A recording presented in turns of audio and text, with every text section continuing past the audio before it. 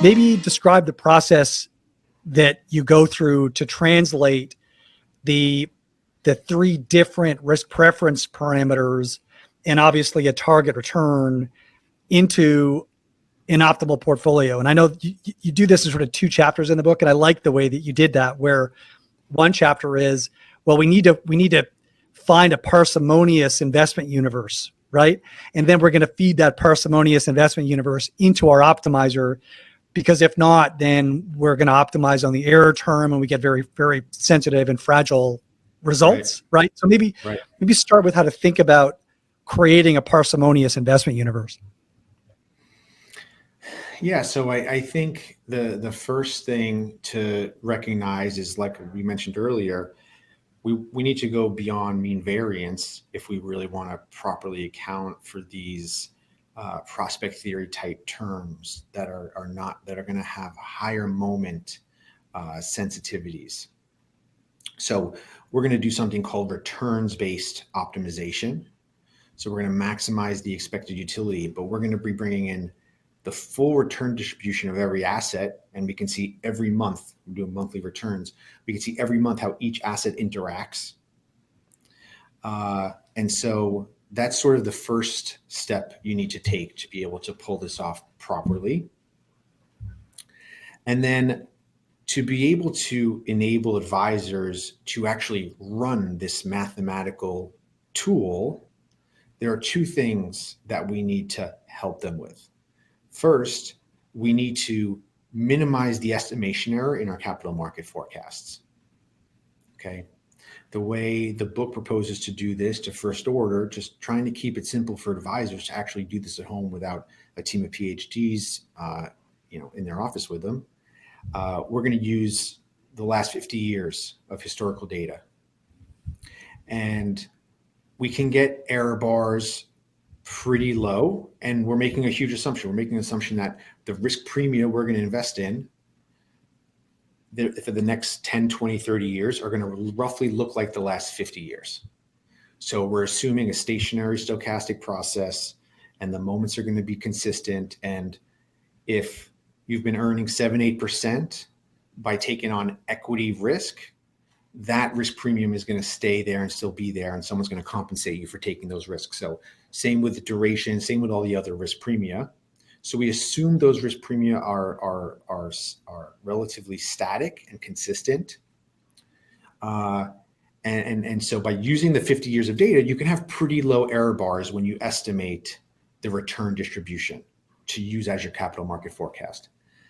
And then the next thing we need to do to make this optimizer behave well for us and not be kooky is that we want to minimize the optimizer sensitivity to estimation error. So there's like two different steps. And the best way to do that is to make sure you don't use assets that are very similar, right? So think about it, an optimizer, an AI, whatever, if you have two very, very similar things, it's just going to fry and not know how to choose between one or the other.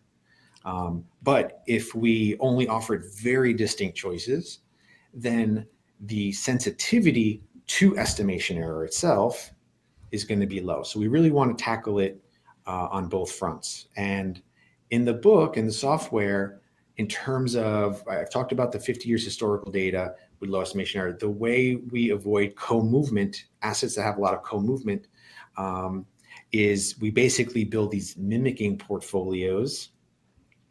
What you do is, if you have, let's say, 6 assets in the portfolio that you want to consider for optimization, for each asset, you build a portfolio from all the other assets on the list, not including the one you're interested in, and you build a portfolio that mimics that one asset as much as possible.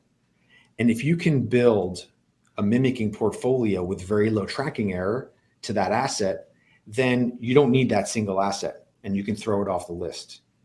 Because we're not just sensitive to assets that are similar, we're also sensitive to if a whole other list of assets aggregated together in some random way would be similar to a single asset. So it's not just a one versus one question. It's also sort of the rest of the portfolio list if it can replicate a single asset.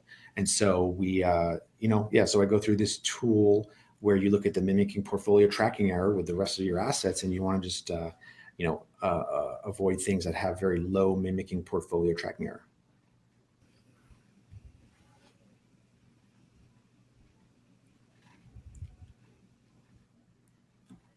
Do I still have you, Adam? Lost you for a second. Keep going. Okay. Yep. Nope. So you were saying that a cluster of, you want to make sure that you're seeing whether or not another asset is additive from an orthogonality standpoint to a cluster to the rest, right? Exactly. So let's say there's 10 assets that you've been taught that are really interesting and compelling and should be in every portfolio.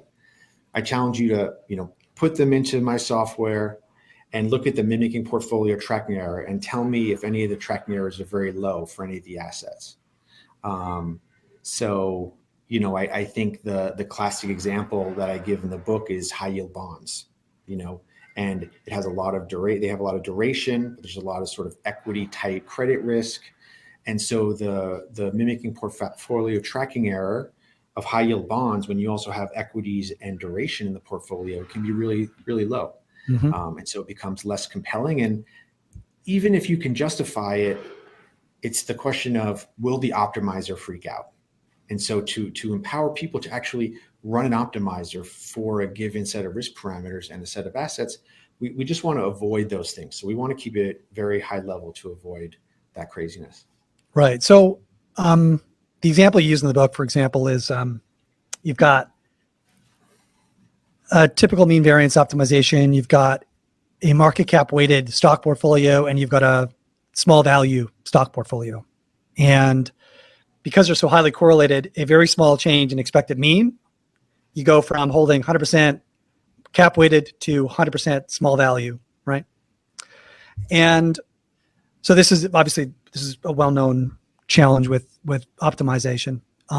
And I'm wondering, are you familiar with Kritzman's work on, because what's interesting about this, right? Because people talk about optimization being an error maximization process. And that is absolutely true for the reasons that you describe in weight space, right? So the weights themselves are extremely fragile. Right, I know, but not returns wise. Yeah. But the frontier is actually not fragile at all, right? It ends up being virtually identical, even though you're completely switching the asset you're holding. The actual mean variance character of the portfolio is very consistent, right? Because you're not changing the portfolio character, the individual constituent characteristics very much, right? Yeah. So there's that point, and then the other point is, I know that your method of identifying whether an asset co-moves with other assets accounts for more than just correlation, right? You're also accounting for co-skewness and co-kurtosis, which is great.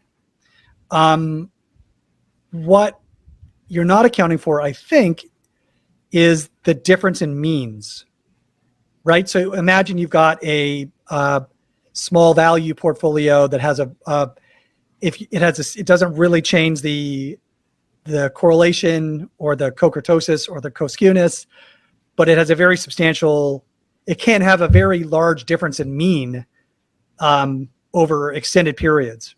How do you address that in the optimization? I don't have a good answer to that. It's a good question. I like it. I'll have to get back to you on that. So one way that we've attempted to address that is by just so you've got this optimization, right, which is a returns-based optimization. You're optimizing to a custom utility function, and so you're finding, using the actual empirical distribution, what combination of assets empirically map most closely to this utility function, right? And so I guess and you actually go through a process of resampling in your in the book. So I was wondering why you didn't just take it that one step further and actually run a bootstrapped optimization. So you randomly draw row-wise returns for all the assets. You optimize, then so now you've got an optimal weight vector.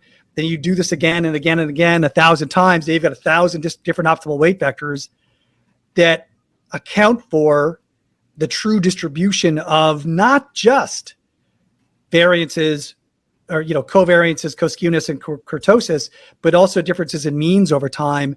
And so you actually don't need to do this dimensionality reduction in the beginning where you're reading out assets. You can actually leave all the assets in there and then just re-sample the optimization process and take the average of all the optimal weights, which is kind of like what Michaud does, but he uses the multivariate distribution for resampling, and instead you're just using an actual bootstrap of the empirical distribution.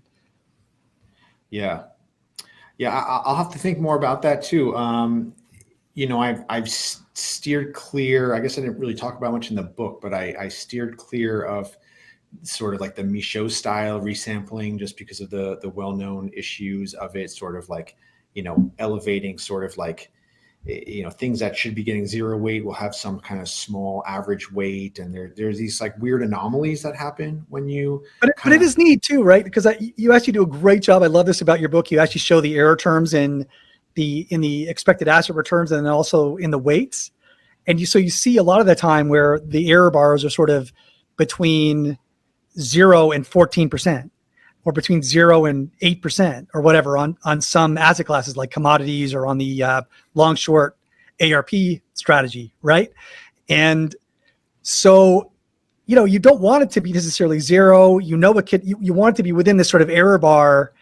And so this way, actually, you're using the empirical distribution, you're giving asset classes, maybe they are just small weights, right? But they are consistent with the true empirical distribution of what an investor might expect going forward. And I love it because you're still capturing all the different moments of the utility function, right? So it's anyway, something to explore. Yeah. Okay, cool. I like it. Yeah.